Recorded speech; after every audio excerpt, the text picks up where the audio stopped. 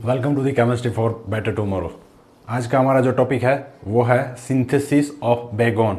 बेगोन जो है वो एक इंसेक्टिसाइड है जिसका यूज़ हम घरों में करते हैं, ये मस्कीटोज या फिर अदर इंसेक्ट को मारने के लिए। ठीक है, तो सबसे पहले मुझे ये सिंथेसाइज करना है बेगोन। तो बेगोन का स्ट्रक्चर मैं पहले ड्रॉ कर रहा हूँ। तो ये बेगोन जो है ये ब्रांड नेम है, ये आयुर्वेदिक नेम नहीं है। पहली चीज़,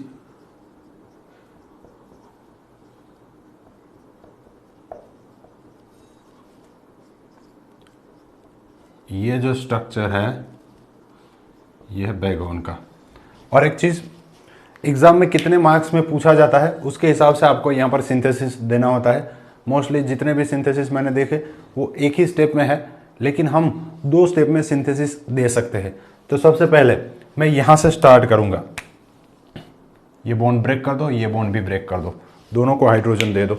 तो यहाँ से स्टार्टिंग करेंगे। ये बेंजीन, इसकी 1-2 पोजीशन के ऊपर OH, तो इसको क्या बोलते हैं, केटेकॉल।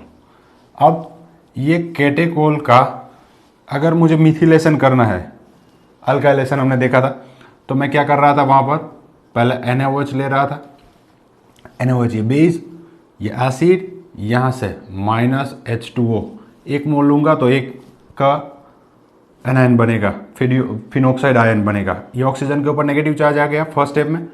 अब सेकेंड स्टेप में मुझे क्या चाहिए, वहाँ पर आइसोप्रोपाइल ग्रुप चाहिए।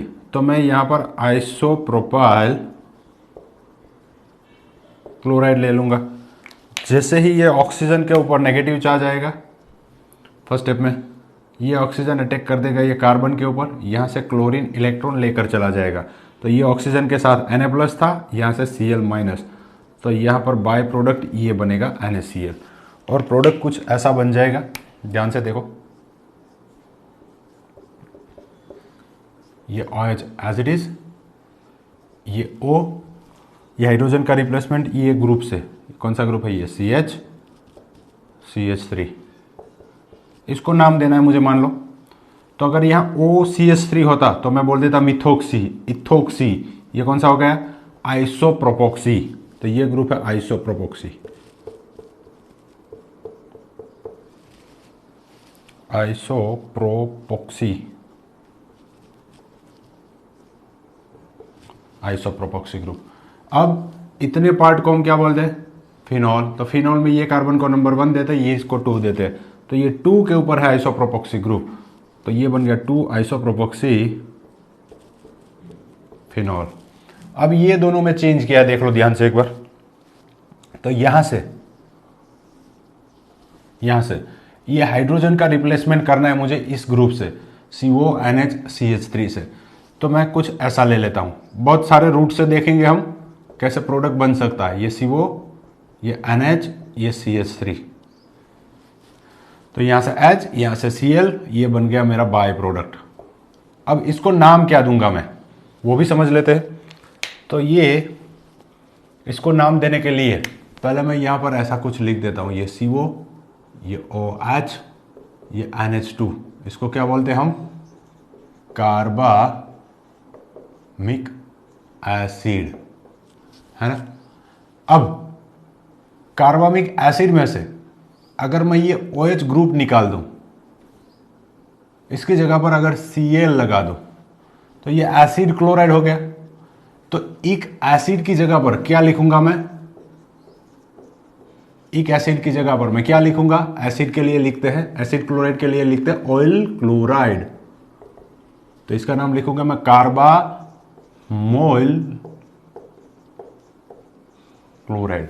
उसमें भी अगर ये नाइट्रोजन के साथ एक मिथाइल ग्रुप है, जैसे कि ये CH3, तो ये नाइट्रोजन के साथ जो ग्रुप है उसको मैं पहले लिख दूंगा। तो लिख दो मिथाइल कार्बामोइल क्लोराइड, या फिर नाइट्रोजन के साथ ये मिथाइल ग्रुप अटैच है तो ये लिख दो एन मिथाइल कार्बामोइल क्लोराइड। तो इसका नाम मैं लिख देता हूं यहां पर N मिथाइल कार्बामोइल क्लोराइड। मतलब ये एसिड क्लोराइड हाईली रिएक्टिव, यहाँ से Cl, यहाँ से H, HCl निकल गया और ये प्रोडक्ट बन गया। और भी रूट है जिससे हम ये बना सकते हैं, लेकिन पहले ये जो प्रोडक्ट बना इसमें मेन फंक्शनल ग्रुप कौन सा है, मेन फंक्शनल ग्रुप। तो देखो आप, ये कार्बामिक एसिड था, अब कार्बामिक एसिड का एस्टर है ये, तो ये कार्बामिक एस्टर मैं बोल सकता हूं, कार्बामिक एस्टर है मेन फंक्शनल ग्रुप। तो अब इसका नाम देना है मुझे।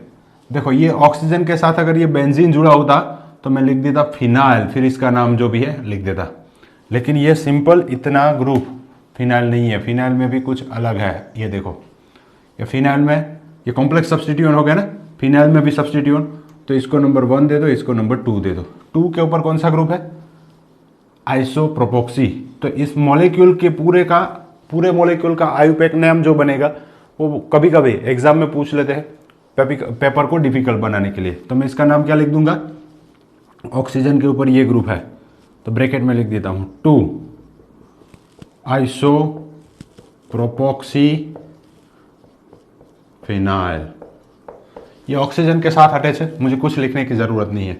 नेक्स्ट, ये नाइट्रोजन के साथ मिथाइल ग्रुप अटैच है, तो मैं एन मिथाइल ऐसा लिख सकता हूं, या फिर डायरेक्टली मिथाइल भी लिख सकता हूं, तो डायरेक्टली मिथाइल लिख देता हूं। तो सबसे पहले यहां नाइट्रोजन के साथ एक ग्रुप है, ऑक्सीजन के साथ ग्रुप है, तो अगर ऐसा कार्बामिक एस्टर है तो ऑक्सीजन के साथ जो ग्रुप है उसको पहले लिखना है। जो ट्रिक मैंने आपको दिया था गणपति वाला, सेम वो यहां पर भी फॉलो होगा। अब ये मिथाइल, अब ये पार्ट क्या बन गया, कार्बामिक एस्टर। कार्बामिक एस्टर को क्या कैसे लिखते हैं, कार्बामेट। तो इसका आयुपेक नेम ये बन गया 2 आइसोप्रोपोक्सी फिनाइल, ब्रैकेट में मिथाइल कार्बामेट। ऐसे भी आपको पूछ सकते हैं, give synthesis of so and so. चलो अब और एक मेथड देखते हैं,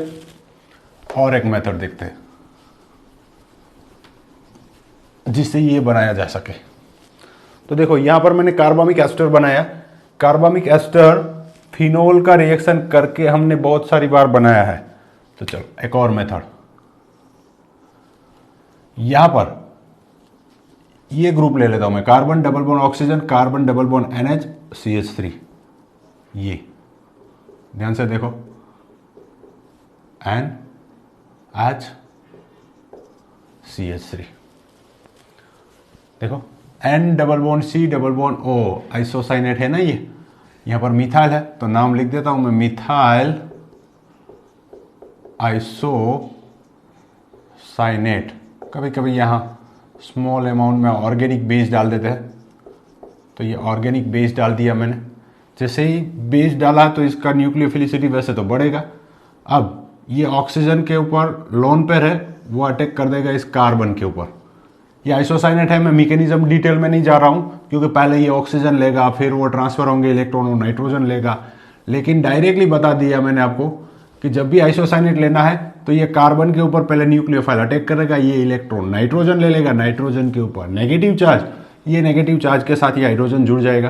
तो क्या बना अभी, ये ऑक्सीजन, ये CO, ये सिंगल बॉन्ड NH सॉरी यहां पर हाइड्रोजन नहीं है क्योंकि ये डबल बॉन्ड हो गया। अब ये नेगेटिव चार्ज आ गया, ये हाइड्रोजन यहां से यहां शिफ्ट होगा, तो ये प्रोडक्ट बन जाएगा। एक मेथड ये हो गया, और एक मेथड ले लेता हूं मैं, और एक मेथड।